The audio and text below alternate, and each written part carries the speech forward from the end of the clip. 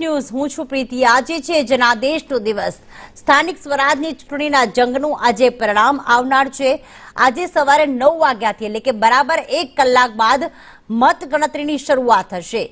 એક મહાનગરપાલિકા છે જૂનાગઢની અને સાથે 66 નગરપાલિકાના ઉમેદવારોનો આજે ભાવિનો ફેસલો થવા જઈ રહ્યો છે। ઝડપી અને સચોટ પરિણામ માટે આપ સંદેશ ન્યૂઝ જોઈ શકો છો। જૂનાગઢ મહાનગરપાલિકાનું 44.32% મતદાન નોંધાયું હતું અને આજે સતત સવારે 9 વાગ્યાથી જ્યારથી મતગણતરીની શરૂઆત થશે સતત આપ નગરપાલિકા અને એક મહાનગરપાલિકાના સચોટ અને ઝડપી પરિણામ માત્ર ને માત્ર સંદેશ ન્યૂઝ પર જોઈ શકો છો।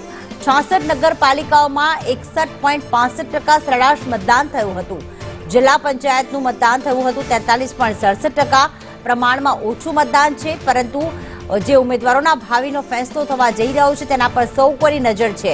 હવે આ ઓછું મતદાન જે છે એ કોને ફળે છે, કોને કરાવે છે નુકસાન તે જોવાનું રહેશે, કારણ કે જૂનાગઢ મહાનગરપાલિકાનું પણ માત્ર 44.32% જ મતદાન નોંધાયું છે। તો તાલુકા પંચાયતની સામાન્ય ચૂંટણીનું મતદાન 65.07% નોંધાયું છે। તાલુકા પંચાયતની જે પેટા ચૂંટણી યોજાવા જઈ રહી છે તેમાં જે મતદાન થયું હતું રવિવારના રોજ તે 57.01% થયું હતું। 2018માં ભાજપને 66માંથી 42 નગરપાલિકાઓમાં જીત મળી હતી।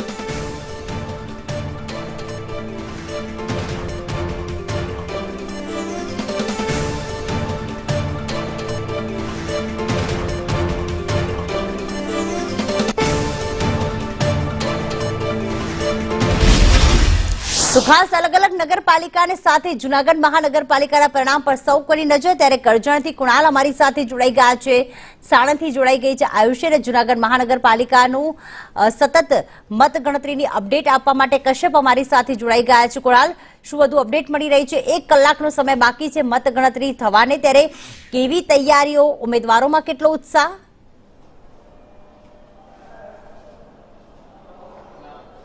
પ્રીતિ, સૌથી મહત્વની વાત છે કે કરજણ નગરપાલિકાની જે મતગણતરી આજે શરૂ થશે, કરજણ નગરપાલિકા એટલા માટે ભાજપ માટે મહત્વની છે કે અગાઉ કરજણ નગરપાલિકામાં 28 બેઠકો પૈકીમાં 18 જેટલા ભાજપના ઉમેદવાર હતા, 9 જેટલા અપક્ષ અને એક જ કોંગ્રેસ, એટલે કોંગ્રેસની એક જ સીટ હતી। ત્યારે હવે આજે પરિણામ શું આવે તેના પર નજર છે। વહેલી સવારથી જ અહીંયા ચુસ્ત પોલીસ બંદોબસ્ત કરજણ સેવા સદન ખાતે અહીંયા મૂકી દેવામાં આવ્યો છે। સાથે જ અહીંયા જે ઈવીએમ અને વીવીપેટનો જે સ્ટ્રોંગ રૂમ છે તે હવે ધીમે ધીમે ખોલવામાં આવશે। 9 વાગે અહીંયા મતગણતરી શરૂ કરી દેવામાં આવશે અને જે રીતે આ તાલુકા સેવા સદન ખાતે આ મતગણતરી હાથ ધરાવવાની છે, ત્યારે જે 7 વોર્ડ છે એ 7 વોર્ડમાં 28 બેઠકો પર 7 રાઉન્ડમાં અહીંયા ગણતરી શરૂ કરવામાં આવશે। 9 વાગ્યા ગણતરી શરૂ થશે। વીવીપેટ અને ઈવીએમ આવ્યા બાદ લગભગ એવું માની શકાય કે 2 થી 3 કલાકમાં પરિણામો ધીમે ધીમે આવી જશે। હાલ તો અહીંયા કોઈ ઉમેદવારો નથી આવ્યા, પરંતુ જે અધિકારીઓ છે, ફરજ પરના કર્મચારીઓ છે તે અહીંયા આવ્યા છે।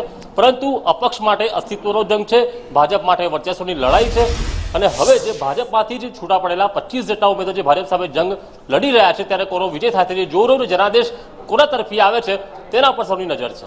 બિલકુલ, જનાદેશ કોના તરફી આવે છે અને ભારતીય જનતા પાર્ટી માટે વર્ચસ્વનો સવાલ તો જૂનાગઢમાં પણ છે કશ્યપ, ત્યારે હાલમાં ત્યાં કેવી તૈયારીઓ જોવા મળી રહી છે?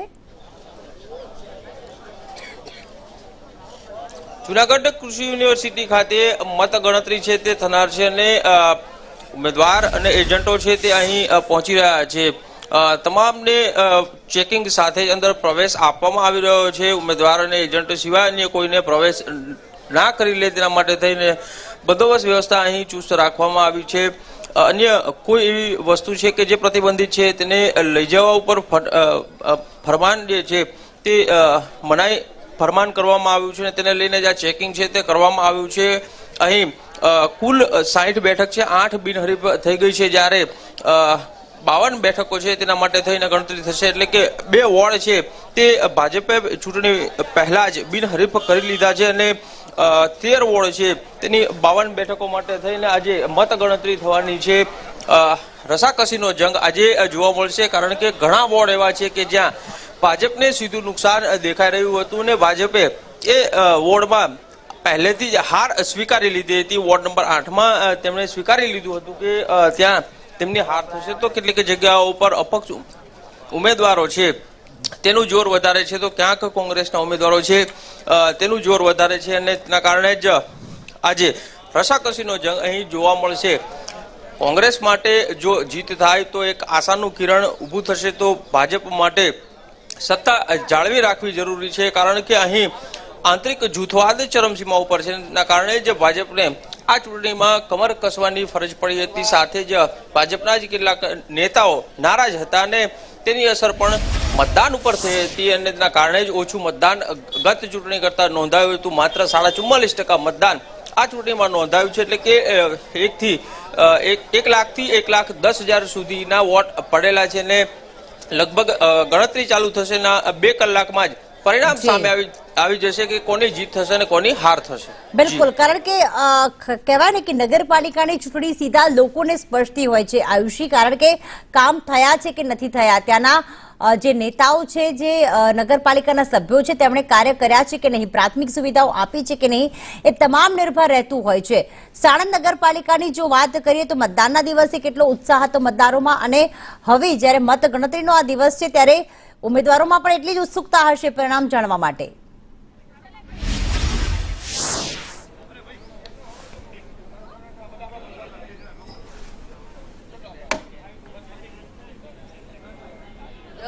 જી આયુષી. બિલકુલ પ્રીતિ, જે રીતે આજે મતગણતરી છે ત્યારે અત્યારે જે રીતે મતગણતરી જે સેન્ટર છે, કાઉન્ટિંગ સેન્ટર છે, ત્યાં જે એજન્ટો છે તમામને જે પ્રવેશ છે હવે આપવામાં આવી રહ્યો છે. સાણંદ નગરપાલિકાની ચૂંટણીનું જે મતદાનનું જે ગણતરી છે, જેડી જે વિદ્યાલય છે તેમાં અત્યારે મતગણતરી છે તે 9 વાગ્યાથી શરૂ થઈ જવાની છે. ત્યારે ચુસ્ત પોલીસ બંદોબસ્ત પણ અહીંયા ગોઠવી દેવામાં આવ્યું છે. 7 વોર્ડની 28 બેઠકો માટે મતગણતરી છે તે અહીંયા થવાની છે. 7 રાઉન્ડમાં મતગણતરી થવાની છે. સાણંદ નગરપાલિકામાં 61.50% જેટલું મતદાન છે તે થયું છે અને હવે જે મતગણતરી છે તે 9 વાગ્યામાં શરૂ થઈ જવાની છે. એટલે કે તે પહેલા જોઈ શકાય છે કે સુરક્ષા વ્યવસ્થા પણ જે પોલીસ બંદોબસ્ત છે તે પણ અહીંયા ગોઠવી દેવામાં આવેલો છે. અને જે આ સાણંદ નગરપાલિકાનું જે મતગણતરી છે તેમાં જે ખાસ કરીને સૌ કોઈની નજર રહેવાની છે, કારણ કે અહીંયા 63 જેટલા ઉમેદવારોનો ભાવિનો આજે ફેસલો થવાનો છે. 28 જેટલા બેઠકોના જે પરિણામ છે આવવાના છે. વર્ષ 2018ની કમ્પેરિઝનમાં 60% જેટલું ઓછું મતદાન થયું છે. 2025માં 61.50% જે મતદાન થયું છે અને છેલ્લા 25 વર્ષમાં સાણંદ નગરપાલિકામાં જે રીતે ભાજપનું શાસન ચાલી રહ્યું છે ત્યારે મતગણતરી છે તે શરૂ થશે.